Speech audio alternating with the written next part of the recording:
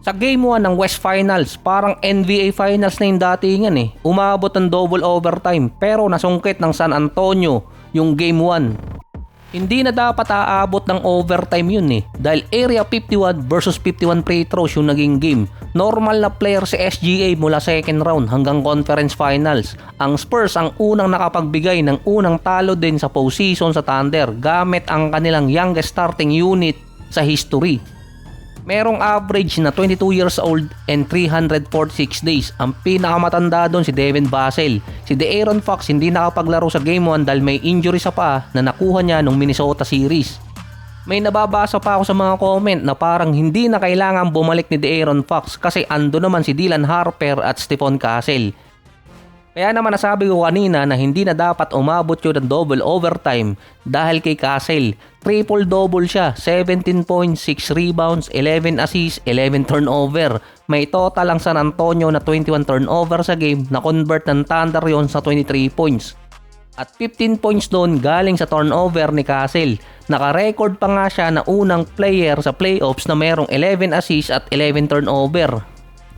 Pero ang nagdala talaga doon bukod kay Wemby si Dylan Harper. Akala ko nga nung first half, flop agad yung game niya. Yung unang start niya pa sa playoffs. Siya ang naging rookie ulit since Magic Johnson ang merong more than 5 steals sa isang conference finals.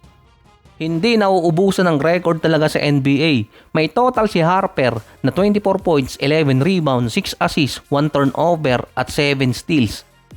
Inalis ng Thunder si Hartenstein sa rotation. Prior kasi ng Game 1, may report talaga doon na gagamitan ng Thunder ng small ball lineup yung San Antonio. Kaya inilabas agad siya nung first quarter at pinalit si Caruso. Nasa first quarter, meron ata siya nung 10 points. Dun din lumamang si Harper. Dahil nga guard pa rin siya pero big guard yung laruan niya. Na out-rebounded niya yung mga guards ng Thunder. Meron ng Spurs na 61-40 sa rebounds kontra sa OKC. Hindi masyadong ginamit ng Thunder yung big man nila. Si Hartenstein nasa 12 minutes. Si Boytawa, Jalen Williams na hindi na rin nakatawa nung nakalamang ng malaki ang Spurs nasa 10 minutes lang. Ang advantage pa ng Thunder, meron silang dalawang big man or dalawang malaki na hindi nila ginamit. Niyari tuloy ni Harper sa ilalim.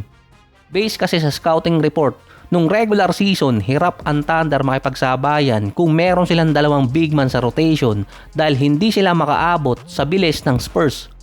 Kaso wala doon si De'Aaron Fox pero nila-lockdown ni Harper itong si Holmgren lalo na nung crucial play sa overtime. Tapos pinalpal pa ni Devin Vassell si Holmgren sa overtime din.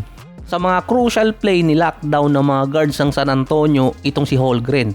Pero si Dylan Harper, kahit maganda yung nilaro niya, meron pa rin namang mga bad play. Naiiwan siya sa defense, pero nakakabawi naman. Si SGA may total na 24 points, 2 rebounds, 12 assists, 4 turnovers, 5 steals. Mostly yung steals niya galing sa turnover ni Castle. Meron pa siyang 7 out of 23 mula sa field. Yung first quarter pa lang, ang nakakapagtaka doon, hindi siya binibigyan agad ng mga tawag. Kaya nagreklamo yung coach nila. Meron pa rin naman siyang 8 out of 9 sa field. At mapapansin doon, kapag papasok siya ng lane at nakita niya si Wembanyama, bigla niyang ipapasa yung bola. Meron pa siyang isang tira doon crucial din yun biglang nagmintis. Hindi siya masyadong napapaul ngayon kapag nadidikitan, yung mga bluetooth foul na lang ang nakukuha niya. Iniipit din siya ng depensa ng San Antonio, tapos merong sasalubong pa sa kanya. Katulad ng depensang ginawa dati sa second round ni Marcus Smart na iniipit lang talaga nila itong si SGA na mukhang ginaya nitong San Antonio. Based naman sa postgame interview ni SGA, dapat mas better yung gawin niya sa susunod na laro. Pero hanggat hindi siya nakakakuha ng gusto niyang foul na mawawala yung momentum ng kalaban, hindi siya makakagawa ng 30 points per game. Hindi naman kasi yung free throws yung nagpapahirap sa kalaban ng Thunder, kundi yung foul. Kasi kapag tinawagan ng foul yung nagbabantay kay SGA, hindi siya makakadepensa sa next possession dahil iiwas na siyang mapaul ulit. Yung free throws doon, bonus na lang. May total din ng Spurs na 27 out of 29 sa free throws, ang Thunder na limit sa 16 out of 19. May total din na 26 fouls ang Thunder, 19 sa San Antonio. Si Victor Wembanyama tiniranan pa sa may logo yung Thunder, same spot kung saan tumira si Steph. Meron siyang total na 41 points, 24 rebounds, 3 blocks at 2 or 3 poster dunk kay Holmgren. Pero base kay Wemby, game 1 pa lang mukhang napagod na siya. Pero hindi naman ito yung inaakala ng iba na sobrang pagod. So nakuha ng San Antonio or na-steal nila yung isang home court ng Thunder. Tulad din ng sinabi ko dati, ang Spurs ang kaya makipagsabayan sa OKC pagdating sa lineup.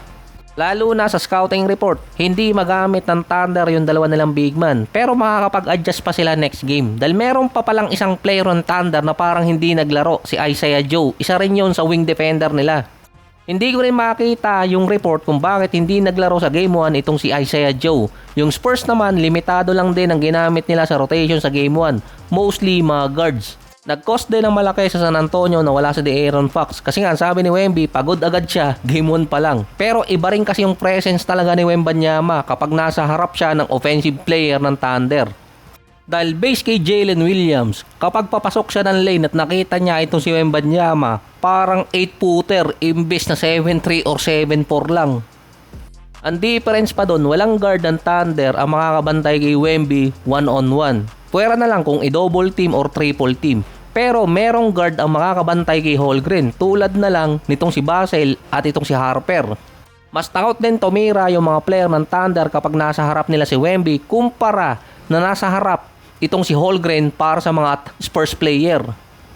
Ang isa pa kasing pwedeng gawin ng Thunder dun, pabagalin yung game sa series para magamit si Hartenstein at ma-double team nila itong si Wembanyama kapag nasa ilalim.